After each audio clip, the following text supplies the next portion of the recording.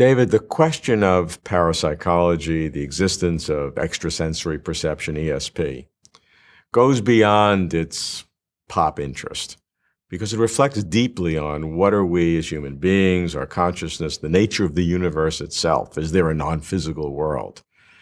I've talked to the parapsychologists, the scientists who claim they have data to support it, and the critics.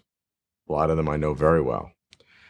I want to ask you, as a science fiction writer, as a scientist, as somebody who thinks about this stuff, what are the implications of parapsychology? Well, first off, you take a look at some of the reasons why people want it to be true. We want to connect with other people. We want to have powers that are greater than the powers that these fingers and these personalities and the voice convey.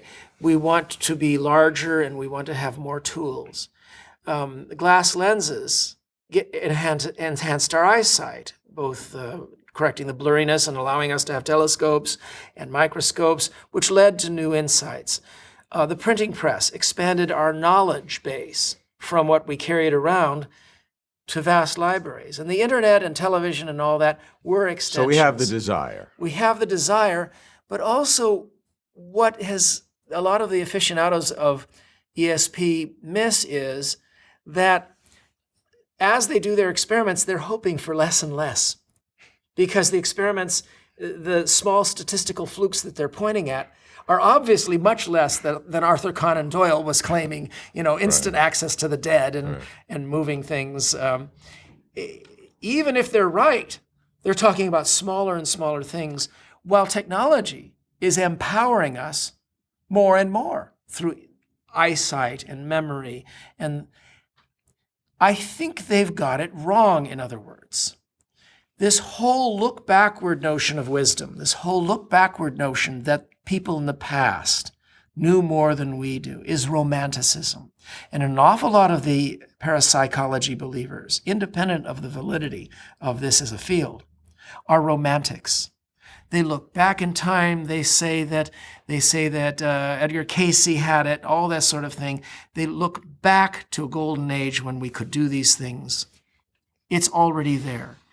And the look forward approach is, we want these things, so you guys want to believe that we have it already and we had it in the past. And that's not the way to look at ESP. The right way to look at it is, we want these things, so we'll have them. We want things, we tend to make sure they happen. So you will, 50 years from now, 20 years from now, you'll have a house that will sense first your words, then your subvocalized signals to your vocal cords, then portions inside your brain wanting the food to be cooked, wanting the salt to be sent by magnetic fields closer to your hand.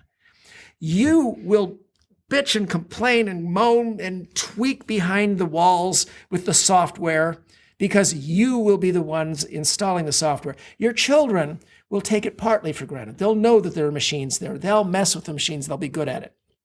Their children will take it so for granted that when they reach for the salt, it'll slide into their hand, and they'll know in theory that there are machines behind the wall. Their children will take it for granted that when indoors, you call for the salt, it will come. You call for objects, it will come. You want a piece of knowledge, it will come from the walls. So your ESP is a super technology, real world, physical world ESP that gives you the satisfaction and the internal fulfillment of this innate desire that caused this archaic ESP that people are looking for today in these tiny statistical variations. Exactly. And romantics, by personality, not so much the argument, the facts, but by personality, romantics would listen to what I just described and shudder and say, that's not ESP, that's not psychic phenomena, that's not, because of the fundamental breach between science and pragmatism and modernism and romanticism. It's a matter of personality. Let me talk a bit about ESP from the point of view of the continuity equation. what we scientists apply, and I'm also a science fiction author, so believe me, I have used psychic phenomena in my stories. I'll use whatever I can, whatever fits the novel. But what we apply is something called the continuity equation. You take a box, and you take what flows into the box, sensory data, light, sound. You take what flows out of the box, and you put that into an equation versus the actual contents of the box changing with time. Is it way more? Does it weigh less? We have applied this to finding out what's in the universe. And if the box is the human mind, the human brain, then we're very good at finding out what's coming in, what's coming out. Now, we're not very good at weighing what's inside. But still, if you are able to change another person's brain by thinking it, something's got to be conveying this. And we're very, very good at finding what's going on through the air. And we can't find anything that's strong enough to change a single neuron.